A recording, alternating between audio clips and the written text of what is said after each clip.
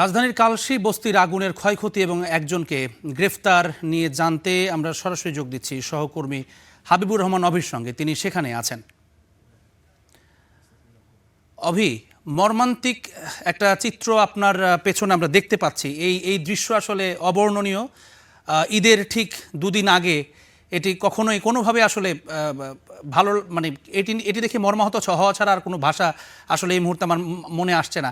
অভি, একটু জানাবেন কি অবস্থা আছে সেখানে? ক্ষয়ক্ষতি তো নিঃসন্দেহে হয়েছে। এই মানুষগুলো এখন মানে তারা কি চাচ্ছেন?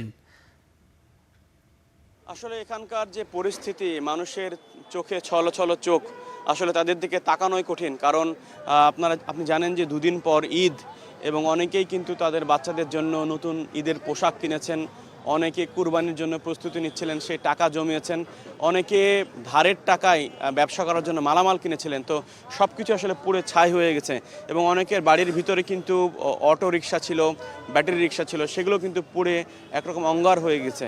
তো আমরা এই যে পরিস্থিতি আমরা দেখছি, আপনাকে চিত্রটা আরেকটু যদি বড় পরিসরে আমরা দেখাই, এখন কিন্তু যেই ঘরগুলো পড়ে গেছে সে টিনগুলো সংগ্রহ করছে এখানকার বস্তিবাসী। তারা যদি সেগুলো বিক্রি করে তাদের কিছু দু একদিন যদি তারা চলতে পারে, তবে যে বিষয়টা আপনাকে জানিয়ে রেখে, এখন পর্যন্ত কিন্তু এখানে কোনো রাষ্ট্রীয় বা সরকারি সহযোগিতা বা বেসরকারি কোনো ফান্ড থেকে কোনো সহযোগিতা আসেনি।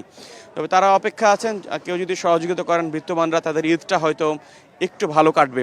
আর আরেকটি বিষয় যেটি বলছিলাম, যে এই ঘটনায় কিন্তু নাজমুল হোসেন মনির নামে একজন আওয়ামী লীগ কর্মীকে আটক করা হয়েছে গতকালকে রাতে, যখন এই আগুনের ঘটনা ঘটে। কিছুক্ষণ পর তাকে পুলিশ গ্রেপ্তার করে নিয়ে যায় পল্লবী থানা পুলিশ।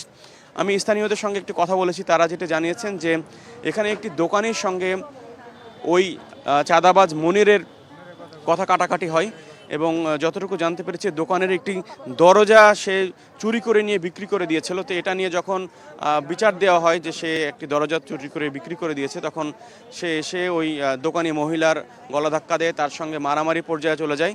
একটি পর্যায়ে এই মনির ওই দোকানিকে বলে যে এই বস্তিতে সে আগুন দিয়ে দিবে, এই বস্তি সে রাখবে না, এরকম হুমকি দিয়েছিল। তো এর 20 থেকে 25 মিনিট পরে আসলে এই আগুনের সূত্রপাত হয়, এবং এই ঘটনা যখন জানাজানি হয় পুলিশকে জানানোর পর তারা এসে মনিরকে গ্রেফতার করে রাখে। যদিও এর আগে ফায়ার সার্ভিস আসার আগে স্থানীয় লোকজন পানি নেভানোর চেষ্টা করে, এবং কয়েকটি ইউনিট, বেশ 13 থেকে 15টি ইউনিট কিন্তু ফায়ার সার্ভিস এই আগুন নেভাতে সম্ভব হয়। যদিও এখানে কয়েকশো ঘরবাড়ি আছে, আগুনটা বেশি বিস্তৃত হয়নি, কিন্তু যতটুকু পড়েছে এর মধ্যেই বোঝা যাচ্ছে যে এখানে কয়েকশো মানুষের এখানে বসবাস ছিল, এবং তাদের ঈদের আগে যে ভয়াবহ ক্ষতি, তারা এটা কোনোভাবে আসলে মেনে নিতে পারছেন না। তো এখানে যারা স্থানীয় বস্তিবাসী আছে তাদের দু একজনের সঙ্গে একটু কথা বলার চেষ্টা করব, যে আমরা একটু কথা বলি। বস্তিবাসী, আচ্ছা, আগুনের ঘটনা কি দেখেছেন বা কি জেনেছেন? ভাই ওটা তো বলতে পারি না, হঠাৎ করে আমরা কাজে ছিলাম, কাজের থেকে আইসে দেখি আগুনে একদম দাও দাও করে আগুন জ্বলতেছে। আমরা তো কাজে ছিলাম, আমার ঘর হলো ওই যে ওই কোনায় লাইনের ভিতরে, কিন্তু ওদিক দিয়ে সব পুড়ে ছাই হয়ে গেছে হঠাৎ করে আগুন। ঈদের আগে এই যে ক্ষতি হলো, এটা তো কেউ জানে না যে আগুন কেমনে কি হইলো। কারণ মানুষ তো আতঙ্ক, এখন কেউ তো রাস্তায় থাকতেছে, ফেলে এবারে নিচে মানুষকে থাকতেছে, কি করবো, এছাড়া তো কোনো পথ নাই। আসলে ঈদের আগে এই মর্মান্তিক ঘটনা অবর্ণনীয়, কারণ এখন আসলে যারা এই বস্তিতে বসবাস করতো তারা এখন রাস্তায় দাঁড়িয়ে আছে, তাদের শিশু সন্তান বাচ্চারা তারা এখন রাস্তায় উঠেছে। এখন সামনে কি হয়, সরকার কিভাবে সহযোগিতা করে তাদের, সেটা এখন দেখার বিষয়। জ্যাভলিন। জি, ধন্যবাদ অভি।